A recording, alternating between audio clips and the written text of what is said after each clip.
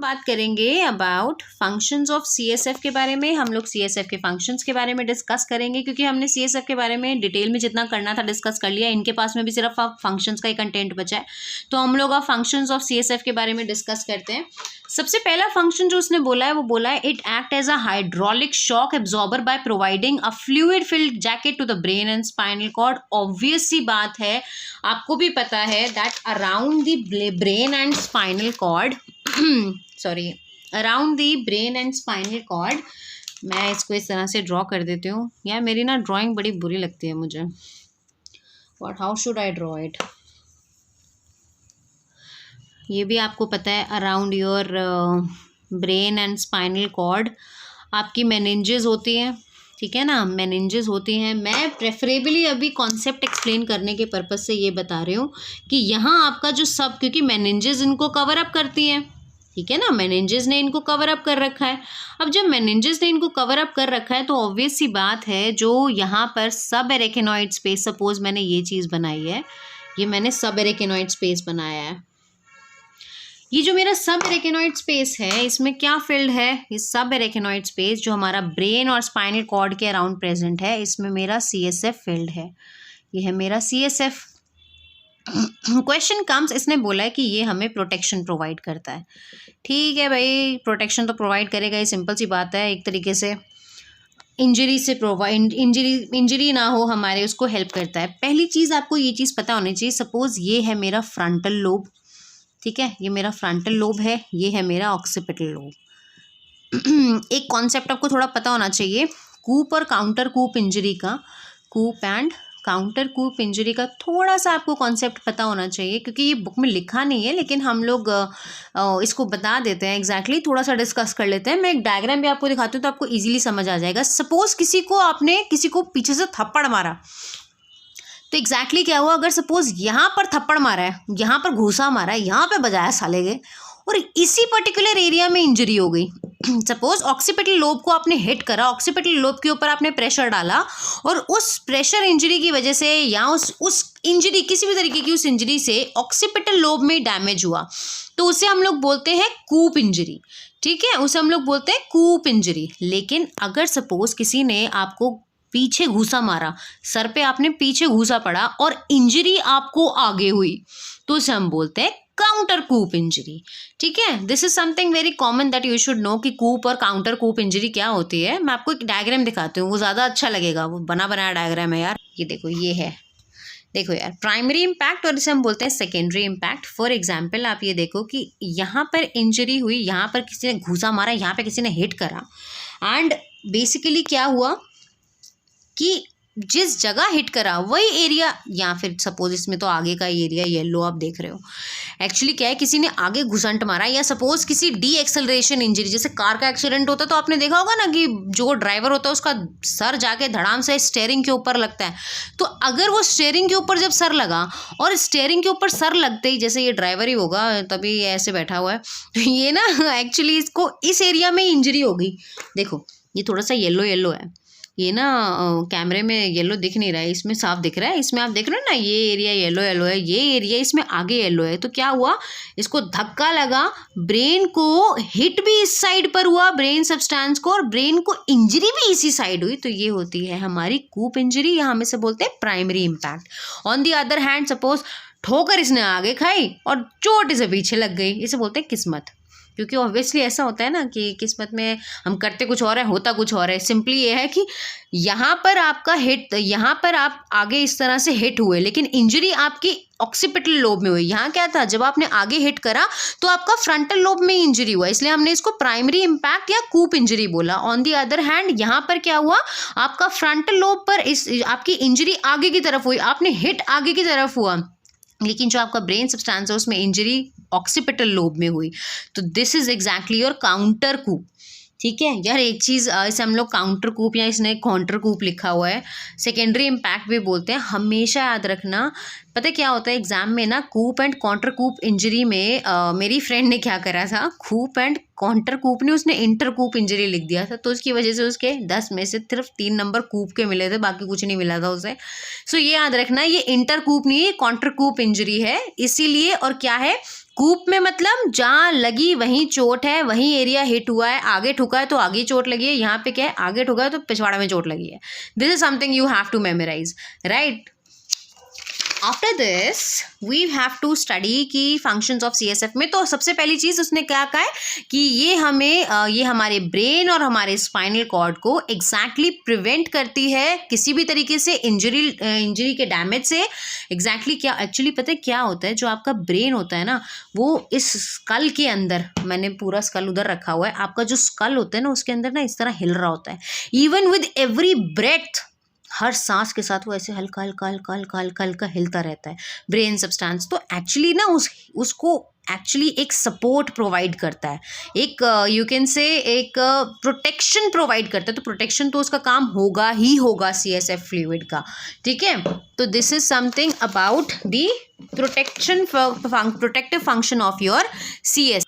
They provide a constant environment to the neurons as they are highly sensitive and specialized cells. Neurons को अपना एक proper environment provide करता है because they are highly sensitive and specialized cells.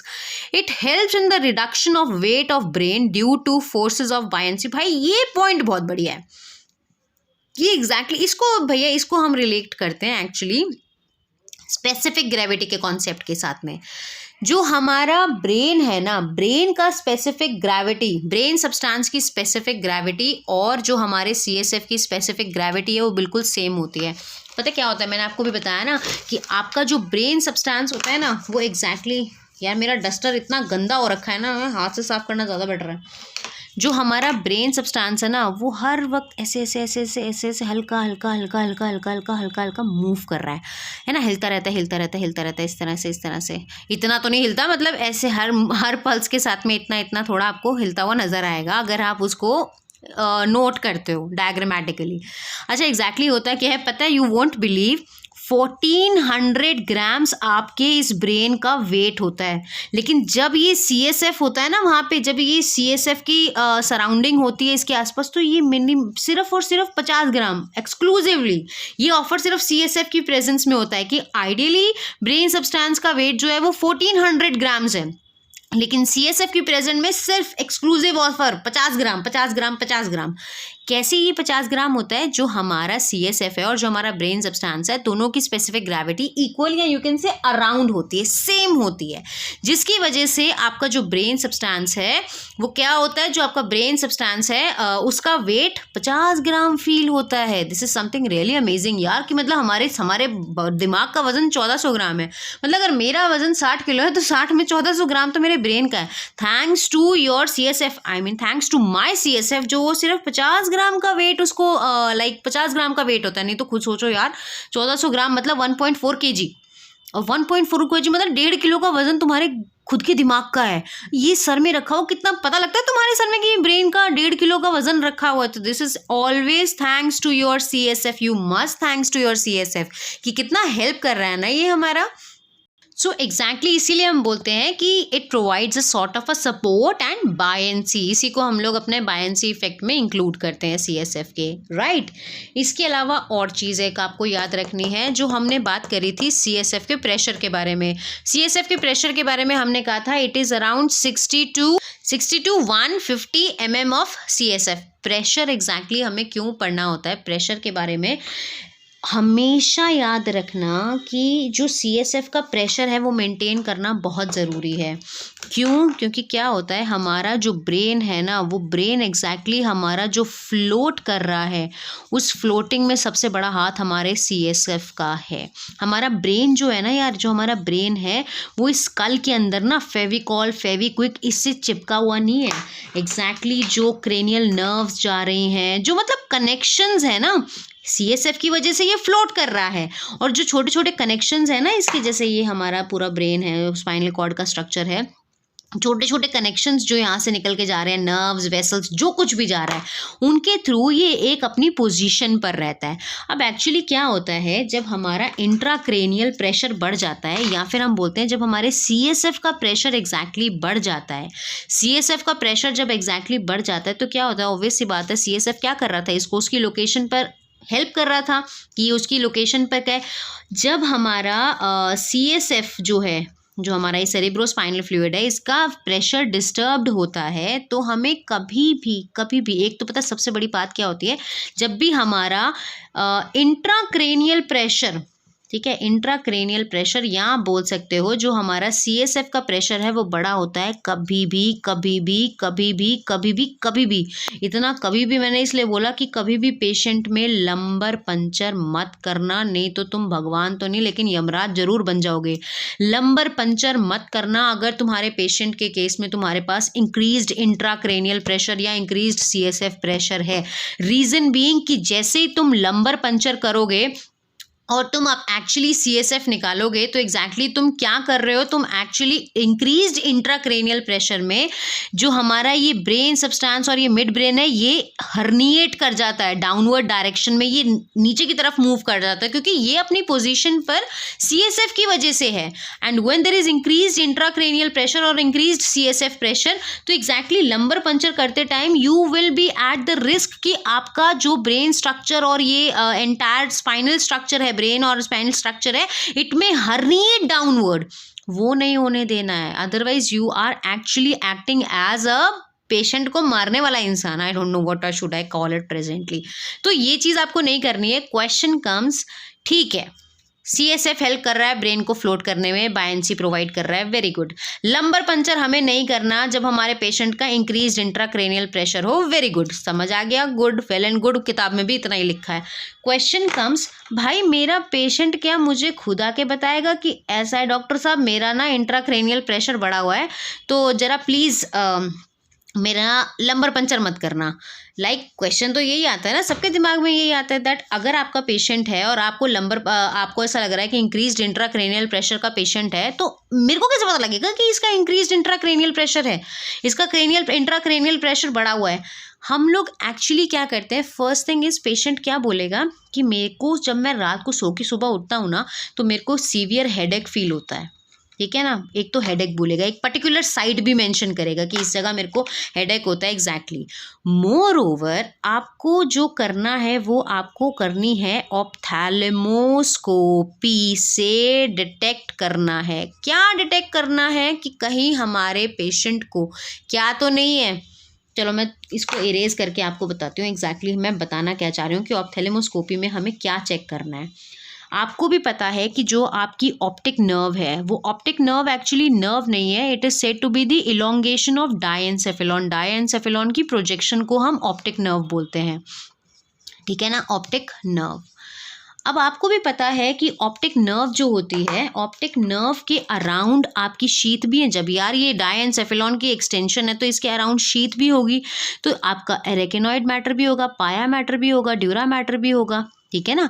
तो यहाँ पर भी आपके पास में क्या है, जब तीनों मेनिंजेस हैं तो मेनिंजेस के बीच में जो फ्लूइड होगा वो भी प्रेजेंट होगा, ठीक है। ये जो मेरा CSF है यहाँ पर प्रेजेंट, ये जो CSF है, CSF का प्रेशर अगर बढ़ा हुआ है तो वो यहाँ पर भी होगा। अब एग्जैक्टली क्या है कि ऑप्टिक नर्व के अराउंड और जो CSF का प्रेशर है वो भी इंक्रीज्ड होगा। अब जब आप ऑप्थेलेमिक आर्टरी का पाथ पढ़ते हो, क्योंकि ये ऑप्टिक नर्व है, ये ऑप्टिक कैनाल में है, ठीक है, जब आप ऑप्थेलेमिक आर्टरी का पाथवे पढ़ते हो तो आप क्या पढ़ते हो कि ऑप्थेलेमिक आर्टरी की मूवमेंट इस तरह से होती है, राइट। इस तरह से ऑप्थेलेमिक आर्टरी पहले इन्फीरियरली होती है, लेटरली होती है, फिर मीडियली आती है, ये से सेंट्रल रेटिनल आर्टरी भी देती है। सिमिलरली ऑप्थेलेमिक आर्टरी के साथ में ऑप्थेलेमिक वेन भी वहाँ पर प्रेजेंट होती हैं। अब पता है यहाँ पर हमें क्या याद रखना है कि हमें हमारे पेशेंट में ये डायग्नोसिस ये सब क्यों पता होना चाहिए, क्योंकि क्या होता है देखो, आर्टीरियल सिस्टम हमारा हाई प्रेशर सिस्टम होता है, तो जो हमारा CSF यहाँ पर इंक्रीज्ड है ना, इसका इम्पैक्ट आर्टीरियल सिस्टम पर हमें कम नज़र आएगा।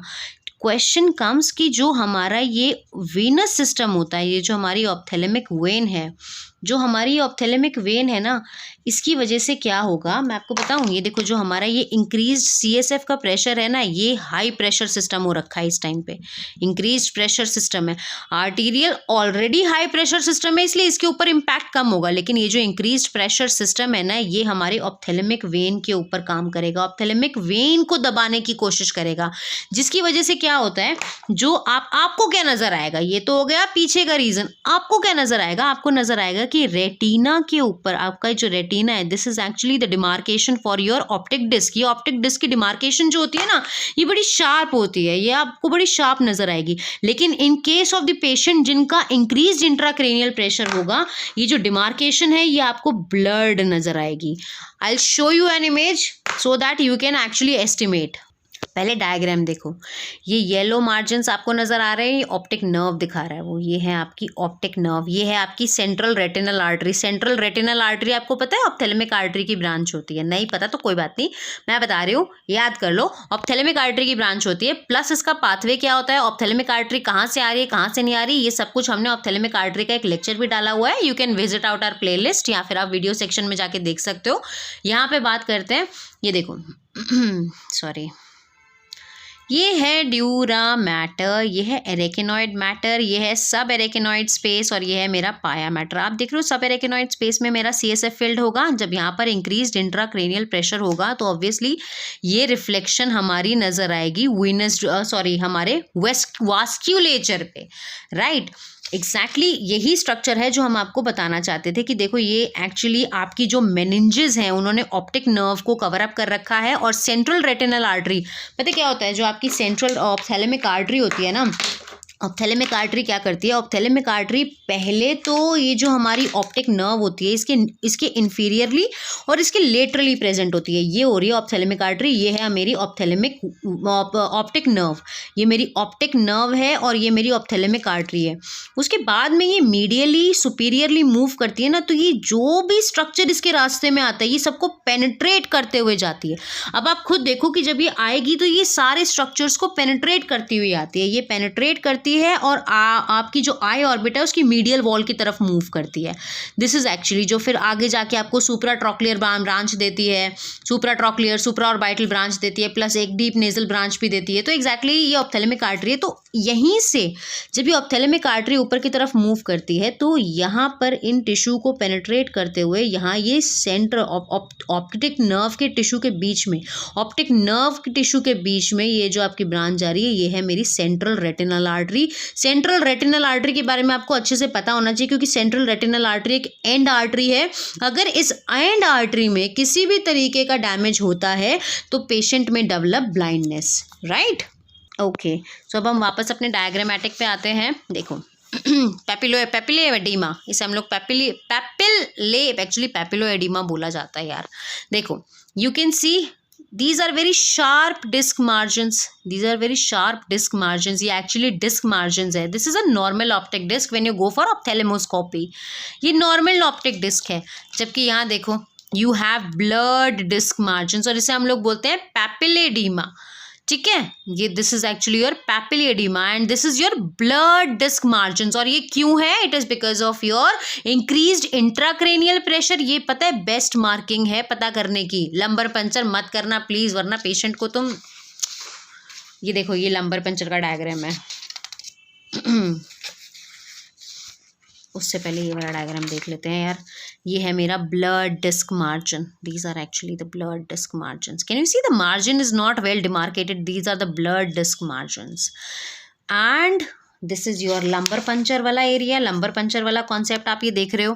This is your conus medullaris, ये एग्जैक्टली आपका क्या है, ये है आपकी स्पाइनल कॉर्ड, जहाँ एंड करती है वो है मेरा conus medullaris. And this is exactly your pia matter and everything going on, thin string is actually going on। ये सब छोड़ो, ये है आपका L3, ये L1 L2 के लेवल पर एंड अप कर जाती है। L3 L4 के बीच में या L4 L5 के बीच में हम लोग लंबर पंचर करते हैं। लंबर पंचर जब हम लोग करते हैं तो जो जो स्ट्रक्चर्स पेनिट्रेट करती है नीडल, देखोगे ना ड्यूरा मैटर सारी लेयर्स को पेनिट्रेट। क्वेश्चन कम सारी लेयर पेनिट्रेट करोगे, आंसर इज नो। मैं जो बोल रही हूँ ध्यान से सुनो। नीडल पेनिट्रेट करने के लिए हमें CSF ड्रेन करना है। CSF हमें कहाँ ड्रेन करना है, सब एरेकिनॉइड। जो जब भी आप लंबर पंचर करोगे ना, कभी भी पाया मैटर को मत छेड़ना। पाया मैटर को छेड़ने की जरूरत नहीं है क्योंकि हमें तो CSF ड्रेन करना है। CSF निकालने के लिए चाहिए, CSF की एग्जामिनेशन के लिए चाहिए, और CSF हमारा पाया मैटर से तो ऊपर ही होता है सब एरेकिनॉइड स्पेस में। तो एग्जैक्टली अगर आपको मैं लिगामेंट्स का दिखाऊं कि लंबर पंचर करते टाइम कौन कौन से लिगामेंट्स हैं जो हम लोग पेनिट्रेट करते हुए जाते हैं, ये देखो, supraspinous ligament, interspinous ligament, ligamentum flavum. Don't worry, हम लोग लंबर पंचर का एक अलग से डायग्राम बनाने वाले हैं और हम लोग उसको अच्छे से पढ़ेंगे भी। ऐसे लंबर पंचर को इतने हल्के में नहीं लेंगे हम लोग। यहाँ पर हम लोग पढ़ना चाहते हैं कि हमें लंबर पंचर नहीं करना जब हमारे पेशेंट का इंक्रीज्ड इंट्राक्रेनियल प्रेशर हो। These are the supraspinous ligaments, we have supraspinous ligaments, then we have interspinous ligaments और फिर अंदर होता है लिगामेंटम फ्लेवम।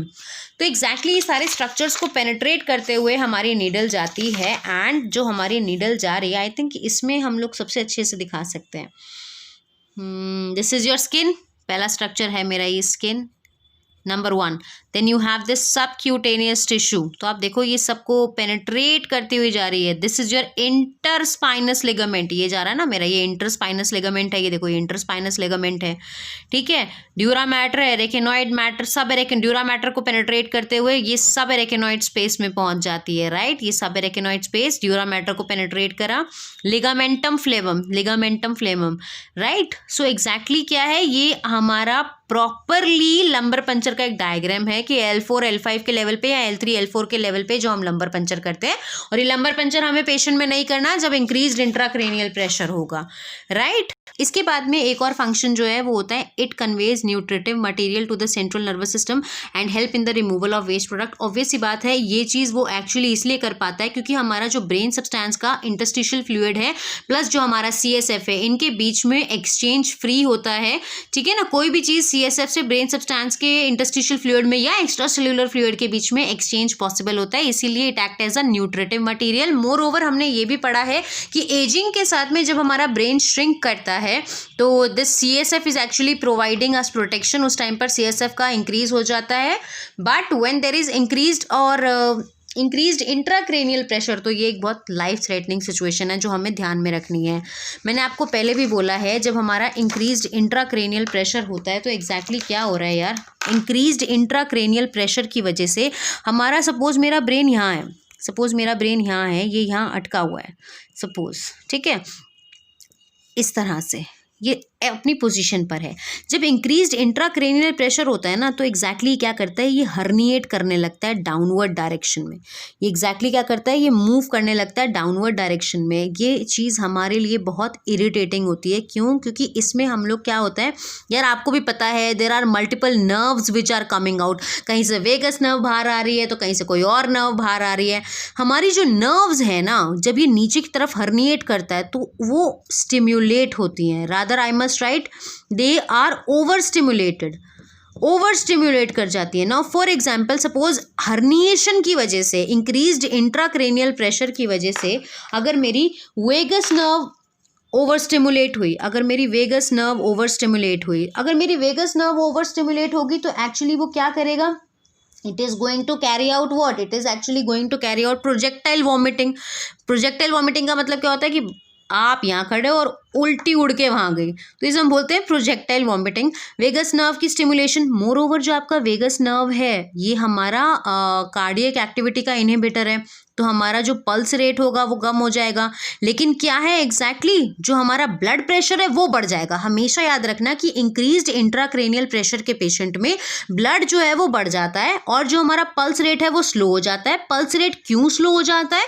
क्योंकि जो हमारा वेगस नर्व है मे बी वो ओवर स्टिमुलेटेड है और वेगस नर्व हमारा कार्डियक एक्टिविटी का इनहिबिटर है, कार्डियक एक्टिविटी को स्लो डाउन करता है, राइट। और जो हमारा ब्लड प्रेशर है that is going to increase as blood can not easily enter, क्योंकि वहाँ पर जो सिचुएशन है वो इस तरीके की कि blood can not easily enter into brain, तो हमारा जो ऑटोनॉमिक नर्वस सिस्टम है वो रिस्पॉन्ड करता है और बीपी एग्जैक्टली इंक्रीज कर जाता है। So these are some sort of relevant कि इंक्रीज इंट्राक्रेनियल प्रेशर में आपको लंबर पंचर नहीं करना है। एक चीज़ आप हमेशा और याद रखना कि यार जो हमारा CSF है, हमने फर्स्ट टाइम ही पढ़ा है, फर्स्ट इसमें लेक्चर के फर्स्ट पार्ट में ही पढ़ा है that it is a colourless and odourless fluid. आप और इसमें कोई ब्लड सेल नहीं होता। अगर सपोज आपके CSF इन्वेस्टिगेशंस में आपने CSF को इन्वेस्टिगेट करा और इन्वेस्टिगेशन में आपको न्यूट्रोफिल्स मिले, तो हमेशा याद रखना कि न्यूट्रोफिल्स आपको कब मिलेंगे, न्यूट्रोफिल्स न्यूट्रोफिल्स आपको मिलेंगे जब एग्जैक्टली आपके पास में कोई अक्यूट इन्फेक्शन है,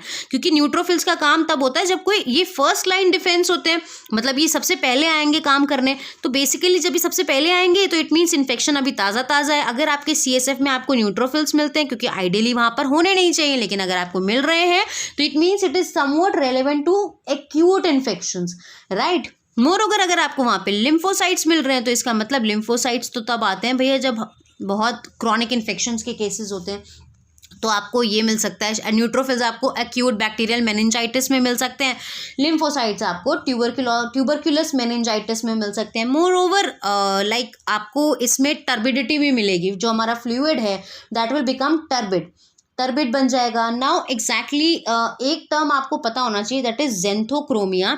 जब आपके CSF के अंदर आइडियली RBCs नहीं प्रेजेंट होती, कोई RBC नहीं होता, लेकिन क्या होता है जब because of multiple diseases that can occur. अब मैं सारी पैथोलॉजीज को नहीं पढ़ा रही यार, पता है डिस्कस करते टाइम फिर आप एक के बाद एक उनको डिस्कस करो कि वो पैथोलॉजी वहाँ आई कैसी। अगर आपके CSF इन्वेस्टिगेशन में आपको RBCs मिलेंगे तो एग्जैक्टली क्या होगा, कुछ रप्चर्ड RBCs भी होंगे। तो उस सिचुएशन में जो आपका CSF का कलर है वो कुछ येलो सा नज़र आता है। Let me show you exactly कैसा नज़र आता है। ये देखो, ये आपका नॉर्मल CSF है। Let me close this. ये आपका नॉर्मल CSF आपको दिख रहा है, this is said to be your xanthochromia CSF, ठीक है ना। ये एक्चुअली इसका कलर ऐसा हुआ because of rupturing of RBCs। So with this I think एक बार मैं थारो रिविजन कर लेते हैं हम बुक से सारे सेंटेंसेस का CSF के बारे में, and with this we are going to end up. Okay तो मेरे पास जो बुक है उसमें सिर्फ 1.5 पेज का CSF है, इतना आंसर में लिख के आओगे प्लस एक्सप्लेन अब हमने कर दिया है।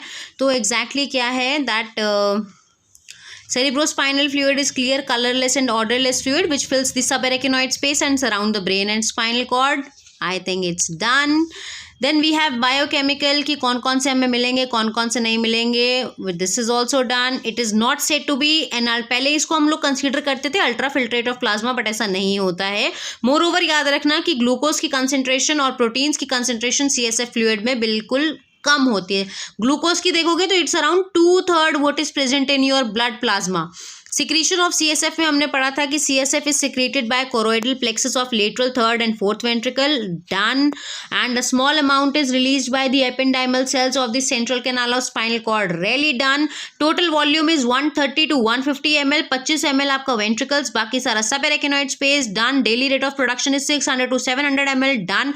Rate of CSF formation is 0.3 ml per minute. Done. Normal CSF pressure is 60 to 150 mm of CSF या फिर 80 to 180 mm of water. This is also done. pH very good 7.35. Specific gravity done. Circulation is CSF is produced in lateral ventricles. Okay, choroidal plexus पता हमें इसके roof में होते हैं. It Passage into the third ventricle via two interventricular foramen of Monro. Done. Then it flows into fourth ventricle through aqueduct. This is also done. From here it enters into cerebromedullary cisternae. Cisternae का concept भी done. Lashkar Magendie का concept भी done. Arachnoid space का concept भी done. Then arachnoid villi और arachnoid granulation का concept भी done. Then हमने देखा कि arachnoid granulation के through वो dural venous sinus में किस तरह drain कर रहा है. That is also done. Function of CSF में shock absorber का काम कर रहा है. Constant environment provide करता है. Reduction of weight में help करता है क्योंकि इन दोनों की specific gravity same होती है. एंड न्यूट्रिटिव मटेरियल भी सप्लाई करता है क्योंकि हमारे CSF की कंपोजिशन और ब्रेन सब्सटेंस के ECF की या इंटरस्टिशियल फ्लूइड की कंपोजिशन सेम होती है. मोर ओवर वेंट्रिकुलर सिस्टम में हमने पढ़ा था कि इंटरकनेक्टिंग स्पेसेस हैं ब्रेन के अंदर जिनमें CSF भरा हुआ है. डन. टोटल 5 वेंट्रिकल्स हैं. 2 लेटरल वेंट्रिकल जो C शेप के हैं वो है हमारे 2 और इनमें CSF भरा होता है. एपेंडाइमल सेल्स लाइन आउट करते हैं. एक थर्ड वेंट्रिकल है. लेटरल वेंट्रिकल को हम लोग कैविटी ऑफ टेलेंसेफेलॉन बोलते हैं. थर्ड वेंट्रिकल को कैविटी ऑफ डायएंसेफेलॉन. फोर्थ वेंट्रिकल को हम लोग बोलते हैं क्या, cavity of your what, sorry ये एक तो ये डायमंड शेप होती है और ये होती है कैविटी ऑफ रोम्बेंसेफेलॉन. देखो हाइंड ब्रेन की लिखी है ना, कैविटी ऑफ हाइंड ब्रेन या कैविटी ऑफ रोम्बेंसेफेलॉन. और स्पाइनल कॉर्ड में essentially we have a terminal ventricle that is at the level of conus medullaris of your spinal cords. इसके अलावा मेरे पास में बुक में फिलहाल CSF के ऊपर कुछ नहीं है. एंड इसके ऊपर मैं क्या एक्सप्लेन करूँ. If you have any queries, if you have any question, if you need any notes on all these things, वैसे तो ये आंसर अपने आप में एक बहुत अच्छा नोट्स है. बुक से अगर आप प्रॉपरली लिखोगे तो ये अपने आप में नोट्स है. If you really want the notes of anything और any diagrammatic representation, you can ping me on my Instagram.